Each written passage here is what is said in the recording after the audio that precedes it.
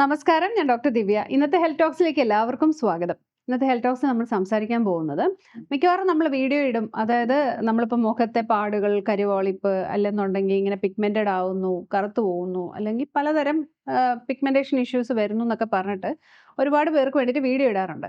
അപ്പോൾ ഇങ്ങനെ നമ്മൾ ഇപ്പോൾ ക്ലിനിക്കിൽ കൺസൾട്ടേഷൻ വരുന്ന സമയത്തോ അല്ലെങ്കിൽ വീഡിയോയുടെ മറുപടി ആയിട്ടൊക്കെ പറയുന്ന രണ്ട് മൂന്ന് കാര്യങ്ങളൊന്നെന്ന് പറഞ്ഞു കഴിഞ്ഞാൽ ഒന്ന് വെയിൽ കൊള്ളുന്നതിനെ കുറിച്ചാണ്. വെയിൽ കൊള്ളുക, ചൂട് കൊള്ളുക, അല്ലെങ്കിൽ സ്കിൻ കെയർ ശരിയായിട്ട് ചെയ്യുന്നില്ല, അങ്ങനെ പല കാരണങ്ങളും ഉണ്ടാവാം. പക്ഷേ മിക്കവാറും ഓരോ ആൾക്കാരും വന്നിട്ട് പറയുന്നത്, "ഞങ്ങൾ വെളിയിൽ ഇറങ്ങാറേ ഇല്ല. വീട്ടിന്റെ വെളിയിൽ പോലും ഇറങ്ങുന്നില്ല. വെയിൽ തീരെയും കൊള്ളുന്നില്ല. പക്ഷേ എന്നിട്ടും സ്കിന്ന് ഡാമേജ് ആയതുപോലെ അല്ലെങ്കിൽ പിഗ്മെന്റഡ് ആയതുപോലെയുണ്ട്." ചിലരാണെങ്കിൽ പറയും മെലാസ്മ വന്നെന്ന് പറയും. അതായത് ഇതുവരെ വെയിലൊന്നും കൊണ്ടിട്ടില്ല. പക്ഷേ ഇതേപോലെ കരിമംഗല്യം പോലുള്ള കാര്യങ്ങളൊക്കെ വരുന്നു.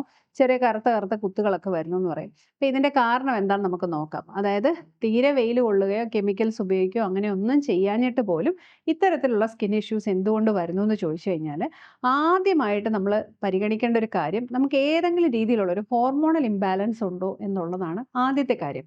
അതിനകത്ത് പ്രധാനമായിട്ടും വരുന്നത് ഒന്ന് തൈറോയിഡിന്റെ കംപ്ലയിൻസ് ആണ്. അത് ഹൈപ്പർ ആയാലും ഹൈപ്പോ ആയാലും ഈ T3, T4, TSH നമ്മൾ ചെക്ക് ചെയ്യുന്ന സമയത്ത് അത് നോർമൽ ആയിരിക്കും മിക്കവാറും ബ്ലഡിൽ ചിലർക്കൊക്കെ.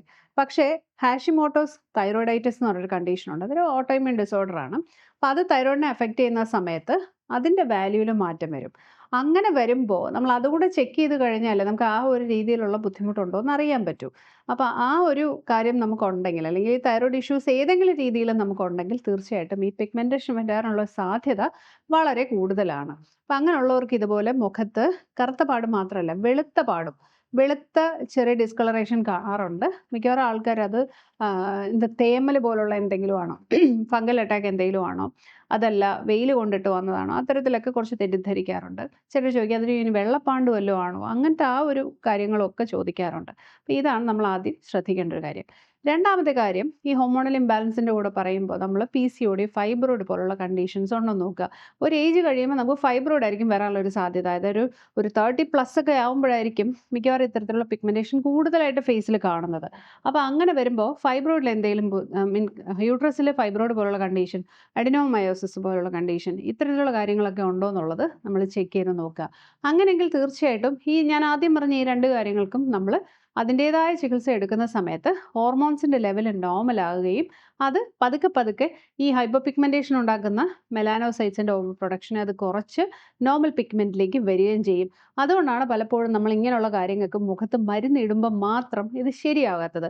മിക്കവാറും പല സിസ്റ്റവും പറയുന്നത് ഇതിന് ചികിത്സ ഒന്നുമില്ല, എന്തെങ്കിലുമൊക്കെ പീലിംഗ് ക്രീമുകളോ കെമിക്കൽ എക്സ്ഫോളിയേഷനോ കെമിക്കൽ പീൽസ് ഒക്കെ ചെയ്ത് കുറേ കാലം ഇതിങ്ങനെ പോവും. അപ്പോൾ എന്താ പ്രശ്നം എന്ന് വെച്ച് കഴിഞ്ഞാൽ ആ പേഷ്യൻ്റ് ഫെഡപ്പാവും. അതിനൊരു ശാശ്വതമായ പരിഹാരമില്ല. അപ്പോൾ നമ്മുടെ അകത്തെയുള്ള എന്താണോ പ്രശ്നം അതിന് വേണ്ടിയിട്ടാണ് ഇപ്പം ഞങ്ങളെ സിസ്റ്റം വെച്ച് ഹോമിയോപ്പതി വെച്ചിട്ട് നമ്മൾ ആളുടെ കേസ് ടേക്കിംഗ് എടുക്കും. അവരുടെ ലൈഫ് സ്റ്റൈൽ മാത്രമല്ല, അവരുടെ ഓരോ കാര്യങ്ങൾ, അവരുടെ ഫുഡ് ഹാബിറ്റ്സ് തൊട്ട് അവരുടെ ജീവിതചര്യ, അവരുടെ ടെൻഷൻ, സ്ട്രെസ്, ഇതെല്ലാം ചോദിച്ച് മനസ്സിലാക്കി അതിനനുസരിച്ചുള്ള മെഡിസിൻ എടുക്കുമ്പോൾ സെൽ കറക്ഷൻ നടക്കും. ഇനി അടുത്ത ഒരു കാരണം എന്ന് പറഞ്ഞാൽ ഉറക്കക്കുറവ്, അതുപോലെ തന്നെ സ്ട്രെസ്സ്. ഇനിയിപ്പോൾ പറഞ്ഞു കഴിഞ്ഞതേ ഉള്ളൂ. ഈ സ്ട്രെസ് വരുന്ന സമയത്തും ഒരു കാരണവുമില്ലാതെ, അതായത് മിക്കവാറും എല്ലാവരും പറയുന്നത് മുഖത്ത് എന്തെങ്കിലും ഇടുമ്പോൾ കറുത്തു പോവും, അല്ലെന്നുണ്ടെങ്കിൽ വെയിൽ കൊള്ളുമ്പോൾ കറുക്കും. ഈ രണ്ട് കാരണം അല്ലാതെ ഒരു മുഖത്തെ പിഗ്മെന്റേഷൻ വരുന്നതിൻ്റെ ഒരു കാരണം സ്ട്രെസ്സാണ്. അതായത് നമുക്കിപ്പം ക്ലിനിക്കിൽ വരുന്ന സമയത്ത് കേസ് ടേക്കിങ്ങിൽ നമ്മൾ അവരുടെ മെൻ്റൽ ഹെൽത്തിനെ കുറിച്ച് ചോദിക്കുക, അല്ലെങ്കിൽ മൈൻഡ് എങ്ങനെയുണ്ടെന്നൊരു ഒരു ചോദ്യം ഞങ്ങൾക്കുണ്ട്. അപ്പോൾ ആ ചോദ്യത്തിൽ അവർ പറയുന്നൊരു കാര്യം, നല്ല സ്ട്രെസ് ഉണ്ട്, ഉറക്കം ശരിയാവുന്നില്ല, അല്ലെങ്കിൽ ഏതെങ്കിലും വലിയൊരു ഇൻസിഡൻറ്റോ അല്ലെങ്കിൽ ഒരു ട്രോമ അവർക്ക് അടുത്തിടയ്ക്ക് ഉണ്ടാകും, അവരുടെ പ്രിയപ്പെട്ട ആരെങ്കിലും മരണപ്പെട്ടു, അങ്ങനെയൊക്കെ പോയി കഴിയും, അല്ലെങ്കിൽ എന്തെങ്കിലും ഒരു കടബാധ്യത വന്നു, അല്ലെങ്കിൽ ആ ഒരു രീതിയിൽ വളരെ ഒരു ആഘാതം ഇവർക്ക് മാനസികമായിട്ട് ഏറ്റവും ഒരു 2-3 മാസത്തിനകത്ത് വളരെ പെട്ടെന്ന് ഒരു ചെറിയ കുത്തായിട്ടിരുന്ന സംഭവമൊക്കെ വളരെ പെട്ടെന്ന് വലിയൊരു പിഗ്മെൻ്റായി മാറുകയാണ്. അപ്പോൾ ഇങ്ങനെ വരുമ്പോൾ തീർച്ചയായിട്ടും നമുക്ക് അവരുടെ ഒരു മെൻ്റൽ കണ്ടീഷൻ ശരിയാക്കാനുള്ള ഒരു സപ്പോർട്ടാണ് കൊടുക്കേണ്ടത്.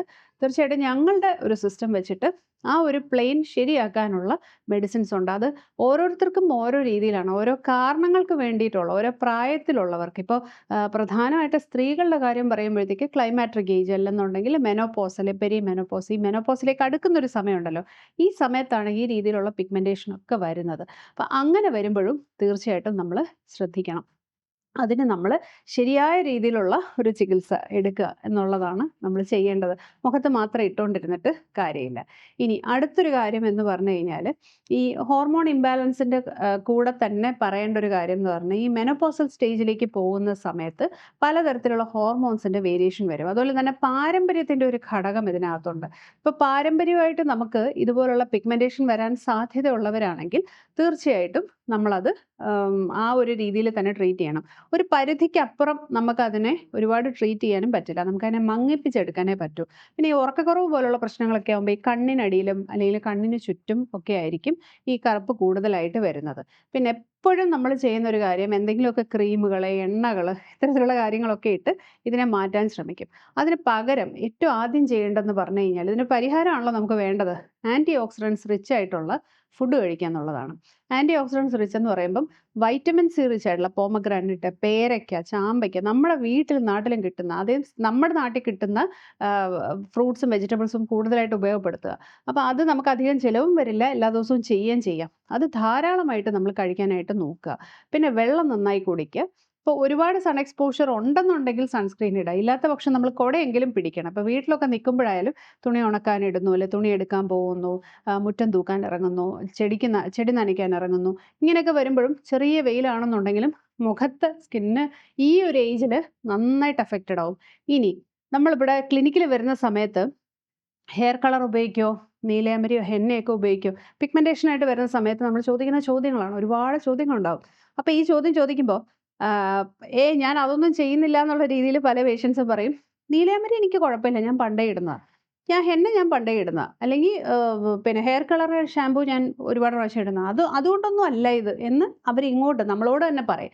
അപ്പം നമ്മൾ നോക്കുമ്പോൾ ടിപ്പിക്കലായിട്ട് ഒരു പിഗ്മെൻറ്റേഷൻ്റെ പാറ്റേൺ എന്ന് പറഞ്ഞാൽ ഈ ഹെയർ ഡൈ അല്ലെങ്കിൽ ഹെയർ കളർ ഉപയോഗിച്ചിട്ടോ ഈ ഹെന്ന, നീലയമരി പോലുള്ള കാര്യങ്ങൾ ഉപയോഗിക്കുമ്പോൾ വരുന്ന ചില ആൾക്കാർക്ക്, അത് ഞാൻ നേരത്തെ പറഞ്ഞ പോലെ ഈ തൈറോയ്ഡ് കംപ്ലയിൻസുമായിട്ട് ബന്ധപ്പെട്ട് ബുദ്ധിമുട്ടുള്ളവർക്ക് പെട്ടെന്ന് സൺ എക്സ്പോഷറോ ഇതുപോലുള്ള എന്തെങ്കിലും ഒരു ഫാക്ടർ ഉണ്ടെങ്കിൽ ഈ ഇമ്മ്യൂൺ സിസ്റ്റം പെട്ടെന്ന് പ്രതികരിച്ചിട്ട്, ഇപ്പോൾ ലൈക്കൻ പ്ലാനസ് പിഗ്മെന്റോസിസ് പോലുള്ള അവസ്ഥ, ഇപ്പോൾ പല പറയില്ല കരിവാരി തേച്ച പോലെ പെട്ടെന്ന് കറുത്തുപോയി, ആ ഒരു രീതിയിൽ പുറത്തിറങ്ങാൻ അവർക്ക് മാനസികമായിട്ട് ബുദ്ധിമുട്ടുണ്ടാക്കുന്ന രീതിയിലേക്ക് ഇത് പോകും. അപ്പോൾ അങ്ങനെ വരുമ്പോഴും തീർച്ചയായിട്ടും ഈ ഹെയർ കളറിങ് ഏജൻസ് നമുക്ക് ബുദ്ധിമുട്ടുണ്ടാക്കാൻ സാധ്യത വളരെ കൂടുതലാണ്. അത് എല്ലായ്പ്പോഴും പ്രശ്നമില്ല. നമ്മൾക്ക് ആ ഒരു ചില സമയത്ത് നമ്മുടെ ഇമ്മ്യൂണിറ്റിയായിട്ട് ബന്ധപ്പെട്ട് നമുക്ക് ആ ഒരു സമയം ചിലപ്പോൾ നമുക്ക് പ്രതികൂലമായിട്ട് വരാം. അപ്പോഴായിരിക്കും നമുക്ക് ഇതുപോലുള്ള ഡിസ്കളറേഷൻ വരുന്നത്. പിന്നെ പറഞ്ഞതുപോലെ ലാക്ക് ഓഫ് കെയർ, ഒരു കെയറും കൊടുക്കുന്നില്ല. അതായത് ഒരു വെളിച്ചെണ്ണ പോലും മുഖത്തോ ദേഹത്തോ, നമുക്കൊരു ഏജ് കഴിയുമ്പോൾ സ്കിന്നൊക്കെ ഡ്രൈ ആവുമ്പോൾ ഓട്ടോമാറ്റിക്കായിട്ട് ചുളുങ്ങി ആ ഒരു ഡ്രൈനെസ്സിൻ്റെ കൂടെ തന്നെ ഒരു ടാനോ ഒരു ഷെയ്ഡൊക്കെ വരും. നമ്മുടെ കയ്യിൽ ഒന്നുമില്ല, ഇപ്പോൾ മോയ്സ്ചറൈസർ ഒന്നും മേടിക്കാൻ താല്പര്യമില്ലെങ്കിൽ നമ്മുടെ നല്ല ശുദ്ധമായ വെളിച്ചെണ്ണ തേക്കുക എന്നുള്ളതാണ്. വളരെ എക്സ്പെൻസീവ് ആയിട്ടുള്ള മോയ്സ്ചറൈസേഴ്സിനോ ക്രീമിനോ ഒന്നും പോകണ്ട. അതിനെക്കാട്ടി നല്ലത് നമ്മുടെ വീട്ടിലുള്ള കാര്യങ്ങൾ തന്നെ നമ്മൾ ഉപയോഗപ്പെടുത്തുക എന്നുള്ളതാണ്. ഇപ്പോൾ ചുണ്ടിലായാലും കുറച്ച് നെയ്യോ വെണ്ണയോ അങ്ങനത്തെ കാര്യങ്ങൾ, ഇത് ഡ്രൈ സ്കിൻ ഉള്ളവരുടെ കാര്യം അല്ലെങ്കിൽ കുരു വരാത്തൊരു ഏജിലുള്ളവരുടെ കാര്യം കേട്ടോ പറയുന്നത്. ഇത്തരത്തിലുള്ള കാര്യങ്ങൾ ഉപയോഗപ്പെടുത്താം. അതുപോലെ തന്നെ ധാരാളം വെള്ളം കുടിക്കാം, ഫ്രൂട്ട്സ് കഴിക്കാം, മോയ്സ്ചറൈസ് ചെയ്യുക, വെയിലത്തിറങ്ങി സൺസ്ക്രീൻ ഇടുക, ഇങ്ങനെയൊക്കെയുള്ള സ്കിൻ കെയർ ഉണ്ട്. അപ്പോൾ ഇതൊക്കെ ചെയ്യുക. പിന്നെ നമ്മൾ വളരെ വിശദമായിട്ടുള്ള ഒരു കേസ് ടേക്കിങ്ങിന് ശേഷം മാത്രമേ എന്താണ് നമ്മുടെ ബുദ്ധിമുട്ടെന്ന് നമുക്ക് അറിയാൻ പറ്റുള്ളൂ. ഇപ്പോൾ ഹോമിയോപ്പതിയെ സംബന്ധിച്ചിടത്തോളം നമുക്ക് ഫിസിക്കൽ, മെൻ്റൽ എല്ലാ പ്ലെയിൻസും നമ്മൾ എടുക്കും. എല്ലാ രീതിയിലുള്ള കാര്യങ്ങളും ചോദിച്ച് എനിക്ക് തോന്നുന്നൊരു കേസ് ടേക്കിങ് തന്നെ 20 തൊട്ട് 40 മിനിറ്റ് വരെ പോവാം, ഓരോരുത്തരുടെ കണ്ടീഷൻ അനുസരിച്ച്.